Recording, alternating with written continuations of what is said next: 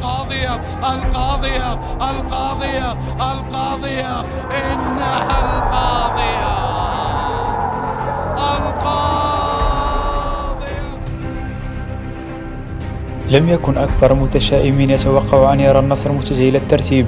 الهزيمة في المباراة الأهلية لم تكن الأولى في الدوري هذا الموسم، ولا الثانية ولا حتى الثالثة، بل هي الهزيمة السادسة أو القاسمة، هي المهزلة الكبرى، بل أم المهازل. ففي كل المهازل تكررت هذه الصورة: لاعبون متأتأ الرأس ومدرب لا حيلة له. مسلسل الهزائم بدأ حين ودع الفريق دوري أبطال آسيا بعد أن كان على بعد خطوة واحدة من بلوغ النهائي، بل المسلسل بدأ حين استغنى الفريق عن خدمات جوليانو وبيتروس ليخوض غمار دوري أبطال آسيا بأسماء جديدة أبرزها عبد الفتاح عسيري والأرجنتيني مارتينيز، لكنه سرعان ما عاد الفريق بخفي حنين، علما أن أكبر المنافسين على اللقب قد غادروا المنافسة، وكان النصر المرشح الأول لنيل اللقب، الأمر الذي ترك تساؤلات عديدة حول مستقبل الفريق.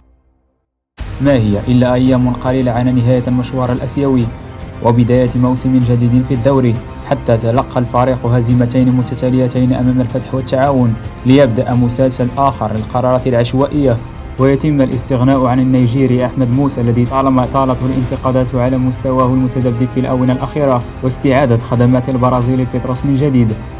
بعدها استعاد الفريق نغمة الانتصارات بفوزه على الأهلي في منافسة دوري كأس الملك، لكن ذلك لم يكن كافيا لإعادة الروح والمعنوية للفريق قبل مواجهة الغريم التقليدي الأخير الذي وضع حدا للشكوك حول معاناة النصر من جميع المستويات، حيث فاز عليه في مباراتين متتاليتين، محققا بذلك ثلاثية تاريخية أمام أنظار كل عشاق النصر السعودي، الشيء الذي دفع عبد الرحمن الحلافي المشرف العام على كرة القدم في نادي النصر للاستقالة من منصبه وتعيين حسين عبد الغني، لكنه لم يتغير أي شيء، بل استمر نزيف النقاط ولم يحصل الفريق سوى على نقطة واحدة في 3 مباريات. حصيلة هذا الموسم كانت خسارة 6 مباريات مقابل تعادل وحيد وفوز وحيد أيضا، محتلا بذلك المركز قبل الأخير برصيد 4 نقاط فقط.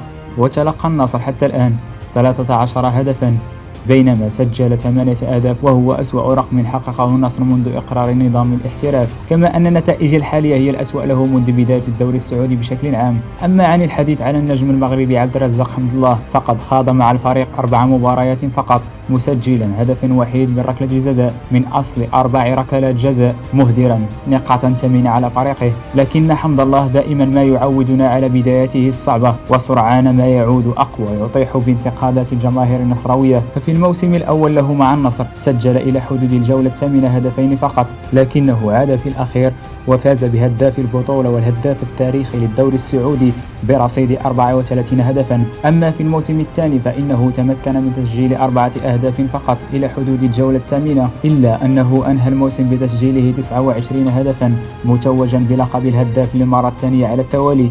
تحدي الجلاد وناديه النصر هذا الموسم يبدو مختلفا عن سابقه، فأمام القرارات العشوائية والمفاجئة والاستغناء عن اللاعبين الأجانب أبرزهم نور الدين أمراب الذي سيرحل عن أسوار النادي في يناير المقبل، وحتى فلسفة المدرب التي لم تعد واضحة.